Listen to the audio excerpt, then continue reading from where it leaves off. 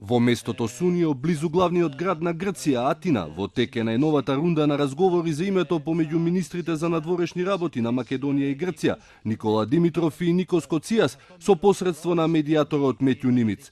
Вчера Димитров и Коцијас немаа билатерална средба, но нагласија како денешниот ден е многу важен. За македонската страна динамиката е особено важна со цел да се дојде до опипливи резултати пред јунскиот Европски совет и јулскиот самит на НАТО, но и со цел на самитот во Софија, закажан за 17 мај, Заев и Ципрас да може да си подадат рака и да се приближат до конечно решение. Факт е дека сме во најделикатната и последната фаза. Факт е дека има многу прашања за кои што има разбирање. Тоа разбирање е врзано со крај. Значи, тоа што е договорено не е договорено ако не е договорено се. И факт е дека утрешниот ден е многу важен. Неколку дена е пред самитот во Софија и наша должност е да најдеме што е можно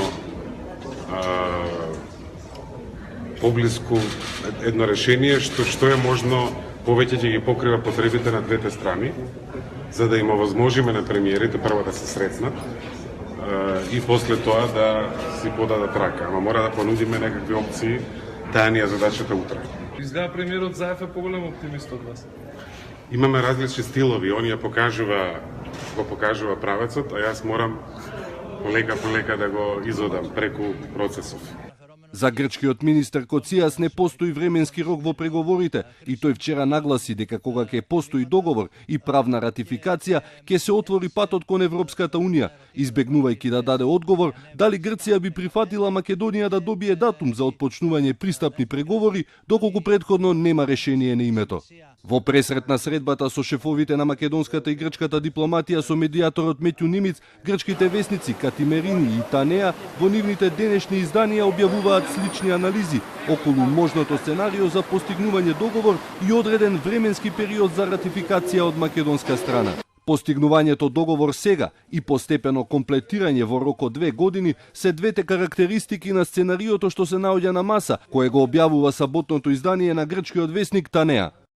При првото читање, најважниот елемент на оваа верзија на договорот е појавувањето на намерата на соседите да го прифатат за севкупна употреба ерга омнес името што ќе се договори. Преовладуваат имињата Горна Македонија и Нова Македонија. Според информациите на весникот, договорот не може да биде сега и веднаш, туку се дава време, најверојатно 2 години за имплементација на ерга омнес. Македонската страна сметала, пишува Танеа, дека овој временски период од 2 години е задоволителен за да се направат потребните уставни промени, дали со или без распишување на избори. И Катемерини пишува за слично сценарио во преговорите, односно да и се даде доволно време на Македонија за да го одобри ерга омнес и да направи уставна ревизија.